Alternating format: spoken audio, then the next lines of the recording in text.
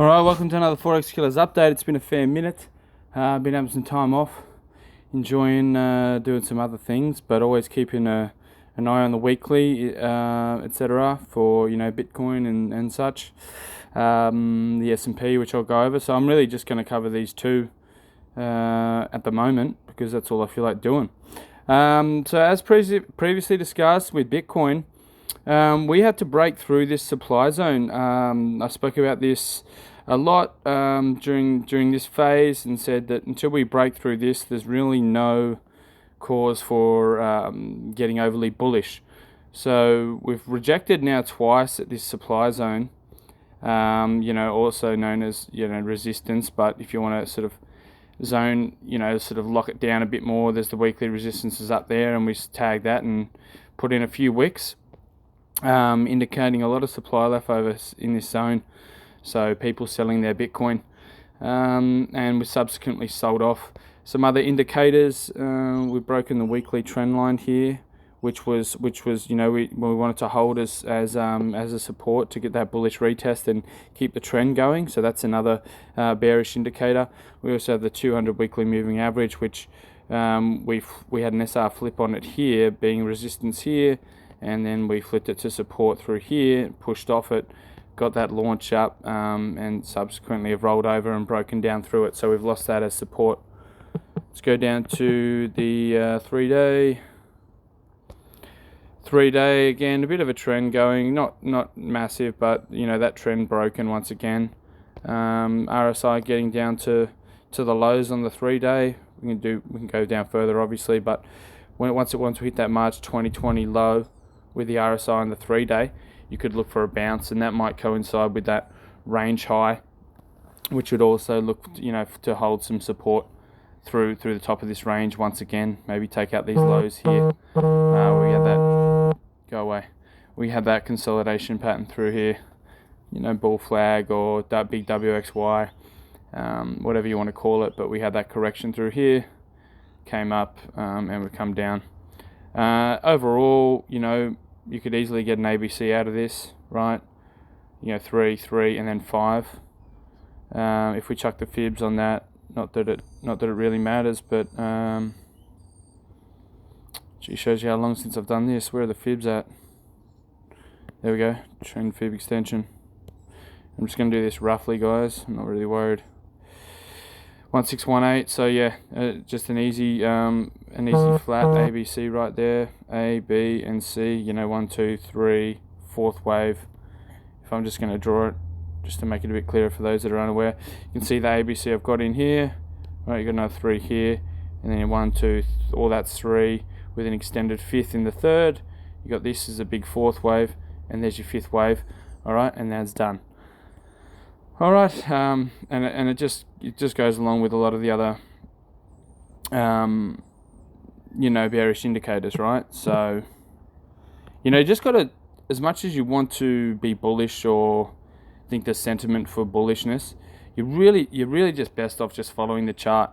And that's not to say that you can't turn fully bearish and ignore the bullish ones. Don't do that. But right now it's just bearish. So you see the daily RSI lows here. We've had a bounce off the daily RSI lows, so that's why we're getting a bit of movement here, a bit of a hold. But we have broken this trend line here. Do we break back above, or do we roll over? Again, you got the 200-day moving average. We had that lovely pop off that back here in March, and then we stayed above it with the correction in the 4th, and now we've dropped, just fallen, plummeted straight through it. So again, I wouldn't be looking for any buy setups from this level. I think most likely to roll over, unless we put in some sort of other structure and start doing that slow grind upwards with some corrective waves, and then we can go up, right? But at the moment, I'm not looking at buying anything. The only thing is, we've got a nice oversold, but still those range retests would be a better position for a buy, in my opinion. But in saying that, I'm not looking for buys. I'm looking for sells. So yeah, that's my Bitcoin take. Let's go to the S&P. Alright, let's go to the weekly. I think we'll start the weekly. So weekly here, we can see we got this three-way move, right, that I've measured there with the fibs. You see on the weekly here, we're just testing this weekly trend line, you know, and similarly to Bitcoin, if we break that, bearish signals, right? So we got, you know, made a trend line here. We've held it again, moved up, nice big move up, and now we're testing that trend line again. So we've had that three-way move, you know, took out this high, S&P, SFP rather, swing failure pattern right here, didn't take that high. So yeah, looking to roll over. My original target was the 1-to-1, and I took a short at 44.70, and I held it the whole way up here because it's a swing trade. It's a swing trade, you know, down to these levels, right? If we get it, so obviously that move up was nothing, and I'm getting paid for holding that trade in interest rates. So yeah, but anyway, obviously that's in profit now. That's looking good. But I'm looking for that to keep on rolling over. So let's go down to the 3-day. Yeah, so here was my drawing that I drew back in March, right? And we followed that pretty well to this point, and then we just had that extra pop, which you can obviously get in the markets. They love to do that to you, but hey, did my best to draw it 4 or 5 months out. But yeah, again, that's, I mean, you see a trend line there that's broken. You know, there's some bearish signs, right, of the break. So, you know, you can couple that with Bitcoin and the S&P are not separate. So they're still not separate. They are correlated. So positively, not inversely, as some people would like to think. So the daily here broke back here, right up here.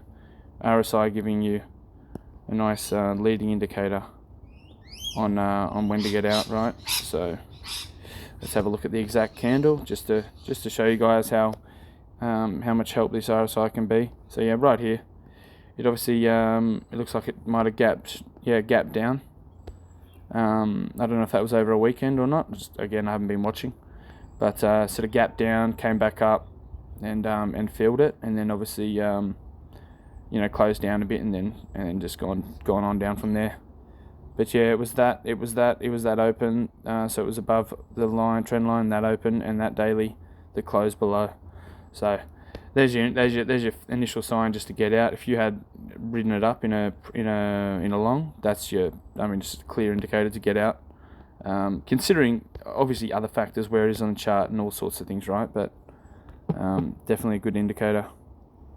Just wanted to check the other moving averages, the weekly. Yeah, so that we sort of held that, held the RSI, broken through the RSI weekly as well. The weekly price action is way away, so that's not here nor there. The 3-day is down here at 42. Might watch that. Where's this daily at? The daily's down here at 41.30. So watch that as well. So yeah, but long way to fall really if we don't hold this level here.